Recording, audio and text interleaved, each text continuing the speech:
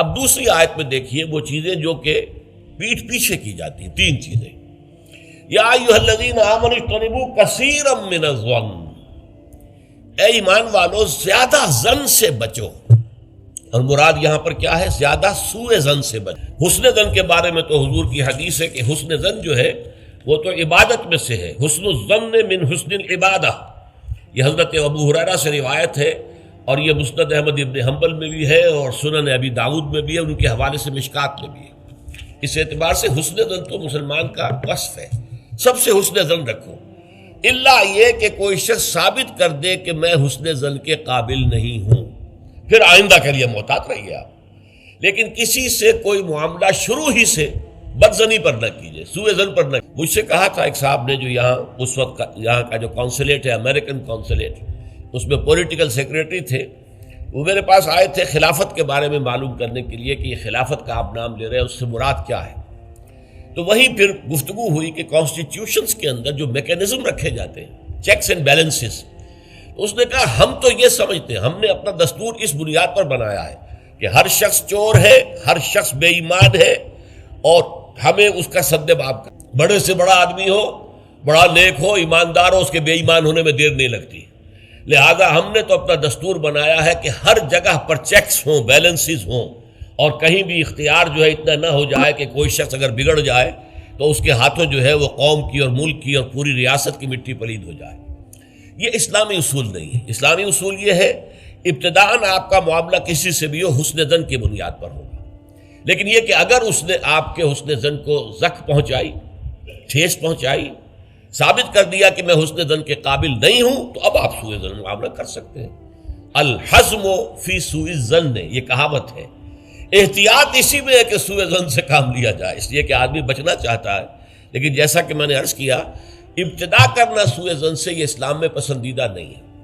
لیکن یہاں دیکھیے فرمایا اجتنبوا کثیرا من الظن، زیادہ ظن سے بچو، ورنہ اس لیے کہ ظاہر بات ہے کہ ظن سے بالکل چھٹکارا تو ممکن نہیں ہے.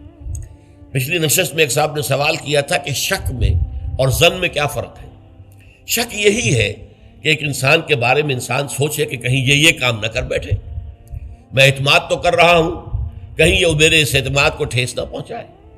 اور سوء ظن جو ہے وہ یہ ہے کہ انسان جو ہے بغیر کسی اسباب کے، بغیر کسی عوامل کے، کوئی سرکمسٹانشل ایویڈنس نہیں ہے اور خام خواہ کسی کے بارے میں برا ظن قائم کر کے بیٹھ جائے.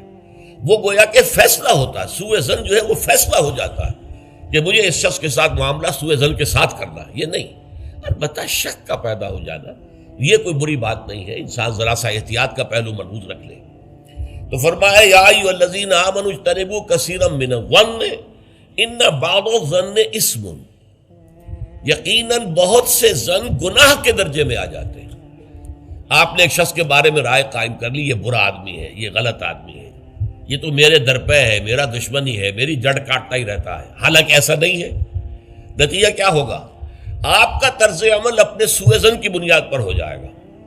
ہر وقت جو ہے آپ کے طرز عمل سے ظاہر ہوگا وہ سارا آپ کے اندر جو بھرا ہوا مواد ہے، اور اس سے ہو سکتا ہے دوسرے شخص کی خامخواہ دل شکنی ہو، اس کے احساسات مجروح ہوں، اور تمہارے حصے میں اللہ کی طرف سے، اللہ کی جانب سے اعمال نامے میں گناہ کا اندراج ہو جائے کہ ایک شخص کے خلاف خامخواہ اس نے سوء ظن کیا، جبکہ اس کے لیے کوئی آثار نہیں تھے، اس کے لیے کوئی بنیاد نہیں تھی.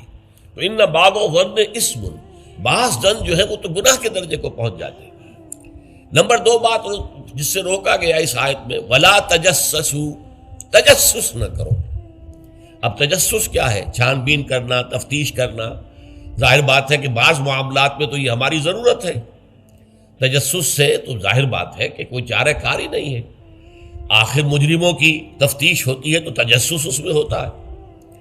ایک دوسرے کے ملک کی جاسوسی ہوتی ہے، وہ بھی در حقیقت اپنی حفاظت کے لیے ہوتی ہے کہ وہاں کیا کچھ تیاریاں ہو رہی ہیں تاکہ ہم وہ بندوبست کر سکیں اس کے توڑ کا. تو تجسس ہر حال میں برا نہیں ہے. اسی طرح ایک بہت بڑا اخلاقی مسئلہ پیدا ہو گیا تھا جب جمع حدیث کا معاملہ شروع ہوا ہے. آپ کو معلوم ہے کہ حضور نے اپنے حیات طیبہ کے دوران تو احادیث کو لکھنے سے روک دیا تھا. آپ کا حکم تھا لا تکتبوا عنی الا القرآن، مجھ سے کوئی شے نہ لکھو سوائے قرآن کے. اس لیے کہ اندیشہ تھا کہ گڑبڑ نہ ہو جائے کہیں. جیسے کہ آپ کو معلوم ہے کہ انجیل میں حضرت مسیح کا کلام، حضرت مسیح کی سیرت اور انجیل جو حضرت مسیح پر نازل سب گڑبڑ ہیں آپس میں. یہ بتانا مشکل ہے کہ کون سی اس میں وحی ہے، کون سا حضرت مسیح کا اپنا ذاتی کلام ہے، اور کون سی در حقیقت جو ہے اللہ تعالیٰ کی طرف سے وحی آئی ہے، اور کون سے صرف واقعات ہیں حضرت مسیح کی سیرت کے. مشکل ہے. یہی کام ہو سکتا تھا اگر ان چیزوں کو گڑبڑ کر دیا جاتا ہے. اللہ کے فضل و کرم سے اسلام میں کیا ہوا ہے؟ قرآن علیحدہ معین، بالکل معین، پھر احادیث حضور کے اقوال و افعال کو جمع کر دیا، وہ علیحدہ معین، پھر فقہ مرتب ہوئی اور اس کو بھی ترتیب دے دی گئی، سیرت علیحدہ مرتب ہوئی. سیرت میں عام طور پر ان احادیث کو بھی قبول کر لیا گیا، روایات کو جو زیادہ مضبوط نہیں ہے، زیادہ مستند نہیں ہے. حدیث کی کتابوں میں ان روایات کو قبول نہیں کیا گیا، کیونکہ حدیث سے احکام نکلنے ہیں، شریعت کا منبع بنے گی حدیث، لہذا یہاں جو ہے بڑی چھان بین کی ضرورت تھی. تو جب محدثین نے یہ چھان بین شروع کی راویوں کے بارے میں، فلاں شخص نے فلاں سے روایت کی، اب وہ جاتے تھے اور پتہ کرتے تھے ماحول میں اس شخص کا کردار کیسا ہے، اپنے ماحول میں اسے کیسے پہچانا جاتا ہے، ایک نیک اور شریف اور سچے انسان کی حیثیت سے یا جھوٹے اور دغاباز انسان کی حیثیت سے. اس کے لیے تفتیش کرتے تھے، کیونکہ اگر اس کا کردار اچھا نہیں ہے، اگر اس کی شہرت اچھی نہیں ہے، تو پھر ہم اس سے حدیث نہیں سنیں گے. کیا پتہ اس نے اس حدیث میں ملاوٹ کر دی ہو، کیا پتہ اس نے خود اپنی جی سے گھڑ لی ہو. تو یہ احتیاط کی گئی. اس پر بعض لوگوں نے جو درویش قسم کے تھے، نیک لوگ تھے، انہوں نے کہا یہ تم قرآن کے خلاف کر رہے ہو، لا تجسسوا.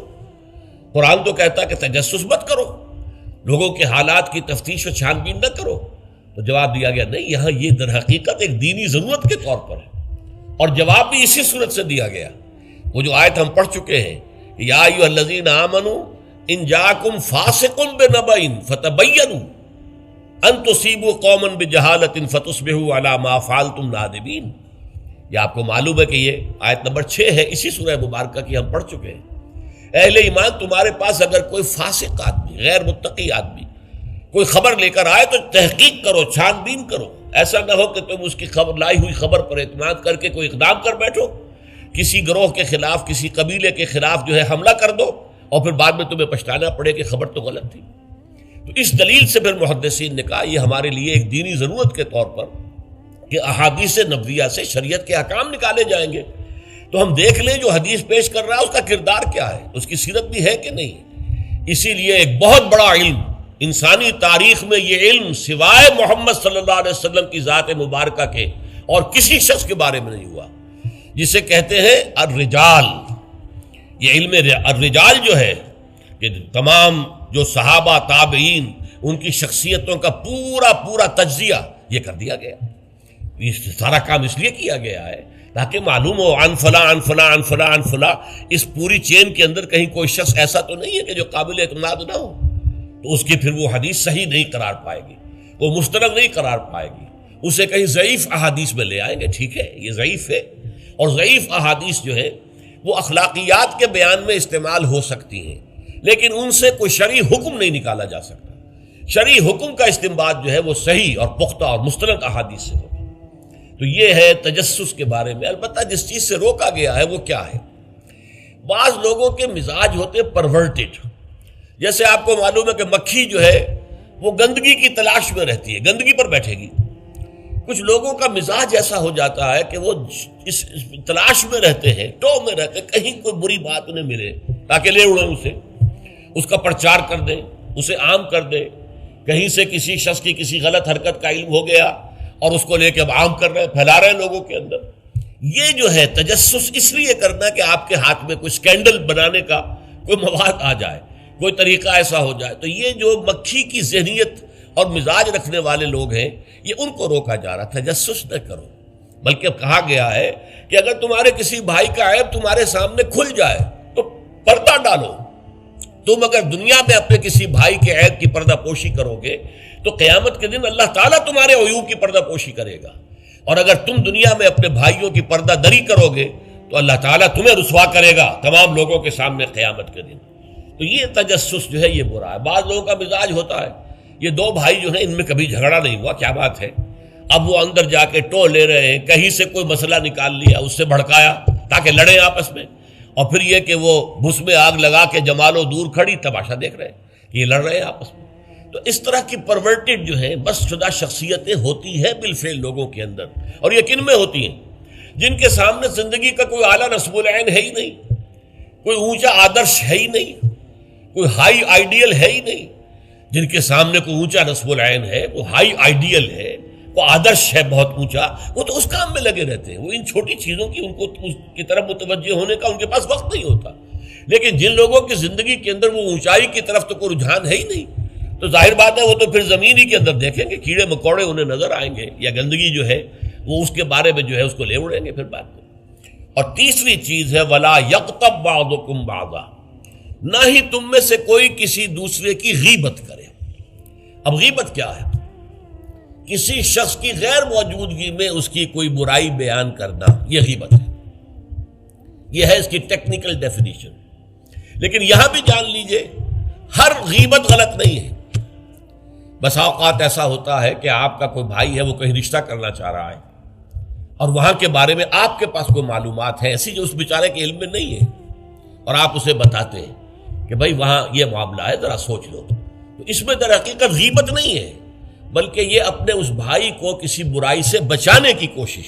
اس میں اس کے ساتھ نصح اور خیر خواہی کا جذبہ ہے، نہ کہ ان کو بدنام کرنے کا جذبہ. اگر کوئی سبب ہے ہی نہیں اور آپ بیان کر رہے ہیں تو یہ غیبت ہے.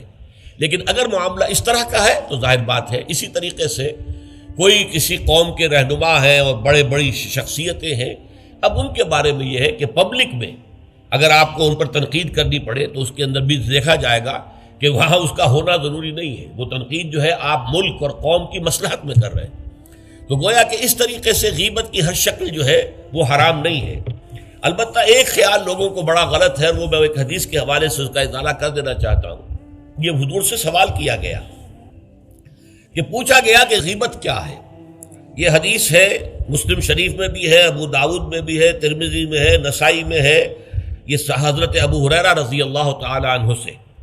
اور امام مالک نے ایسی ایک حدیث جو ہے موطا میں مطلب بن عبداللہ سے جو ہے روایت کی ہے. حضور سے پوچھا گیا کہ غیبت کیا ہے. آپ نے فرمایا ذکرو کا اخاک بما یکرہ، تمہارا اپنے بھائی کا تذکرہ کرنا کسی ایسے اعتبار سے جو اسے ناپسند ہو. اگر اس کے سامنے کرو گے اسے ناپسند ہوگا، اس کے علم میں آئے گا کہ میرے بارے میں یہ بات کہی گئی ہے تو اسے ناپسند ہوگی. ایسی بات کا اس کی غیر موجودگی میں بیان کرنا. اب قیلا کہا گیا، سوال کیا گیا افرأیت کہ حضور آپ ذرا غور کیجئے، ان کان فی اخی ما اقول، اگر میرے بھائی میں وہ شے واقعتاً موجود ہے جو میں کہہ رہا ہوں تو کیا اس صورت میں بھی غیبت ہوگی؟ قال، فرمایا حضور نے، غور سے سنیے، ان کان فیہ ما تقول فقد اغتبت ہو، اگر تو اس میں وہ برائی ہے جو تم کہہ رہے تو تم نے غیبت کی. وَإِن لَمْ يَكُنْ فِيهِ، اور اگر نہیں ہے اس میں وہ شے اور تم پھر بھی کہہ رہے ہو ما تقول فقد بہتہ، تو تم نے اس پر بہتان لگایا ہے. یہ تو دوہرا جرم ہو گیا.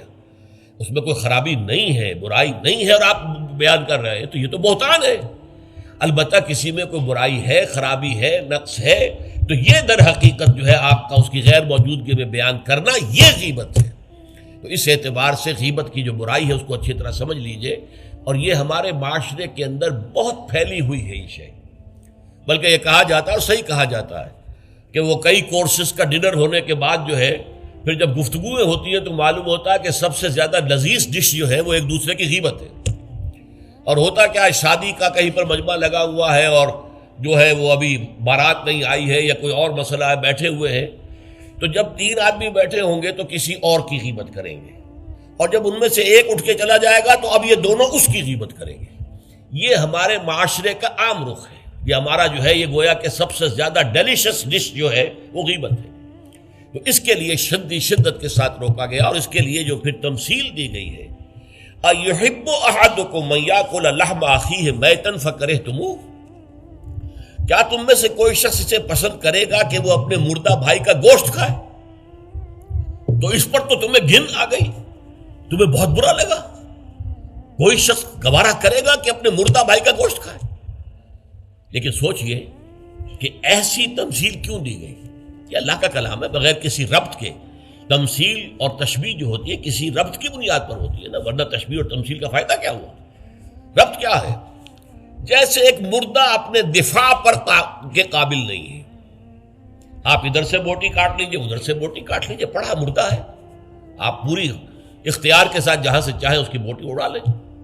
اگر وہ زندہ ہو تو وہ ہاتھ لگانے دے گا آپ کو جسم کے اپنے کسی حصے پر. بعین ہی یہ معاملہ ہے، آپ کا بھائی موجود نہیں ہے اور آپ اس کی عزت پر حملہ کر رہے ہیں، مانوی شخصیت پر حملہ ہے. اس جسم کی نسبت مانوی شخصیت زیادہ قیمتی ہے، زیادہ اہم ہے. آپ اس کی مانوی شخصیت پر، اس کی عزت پر حملہ کر رہے ہیں اور وہ قادر نہیں ہے دفاع کرنے پر. اگر وہ ہوتا اور بات کرتے، اور یہ چیز پسندیدہ ہے، اگر آپ پبلک کے اندر اس کے منہ پر کہیے بات تو معلوم ہوگا. بلکہ اس میں جو پسندیدہ ترین بات ہے وہ یہ ہے کہ کسی بھائی کا کوئی عیب ہے، علیحدگی میں جا کر بتاؤ بھائی تمہارے اندر مجھے یہ نقص نظر آ رہا ہے، برا نہ ماننا، میں نے تمہاری اصلاح کے لیے کہا ہے، مجھے تم سے کوئی قد نہیں ہے، دشمنی نہیں ہے. یہ نہایت پسندیدہ بات ہے. اس کو کہا گیا المسلم و مرۃ المسلم. ایک مسلمان دوسرے مسلمان کے لیے آئینے کے مانند ہے. جیسے آپ آئینہ دیکھتے دیکھ رہے ہیں یہاں کوئی داغ لگا ہوا ہے، دھبا لگا ہوا ہے، آپ اسے دھو دیتے ہیں، ہٹا دیتے ہیں. اسی طریقے سے ایک مسلمان کو اپنے مسلمان بھائی کے لیے آئینے کے مانند ہونا چاہیے کہ وہ اسے اس کی خرابیوں پر، اس کی برائیوں پر مطلع کر دے. لیکن یہ اطلاع جو ہے یہ ہوگی خلوص کی بنیاد پر، خیر خواہی کی بنیاد پر، اسے ذلیل کرنے کے لیے نہیں، اسے بدنام کرنے کے لیے نہیں، بلکہ یہ کہ اس کے سامنے علیحدگی میں، تنہائی میں بات کی جا رہی. البتہ اس کی غیر موجودگی میں بات کی جائے وہ غیبت ہے، اور وہ بالکل صحیح تمثیل ہے جو قرآن نے استعمال کی ہے، صحیح ترین تمثیل ہے. ایحب احدکم ان یاکل لحم اخیہ میتا فکرہتموہ، کیا تم میں سے کوئی شخص پسند کرے گا اپنے مردہ بھائی کا گوشت کھائے؟ بالکل اسی طریقے سے وہ تمہارا بھائی جو محفل میں نہیں ہے، وہ اپنی عزت کے دفاع پر قادر نہیں ہے.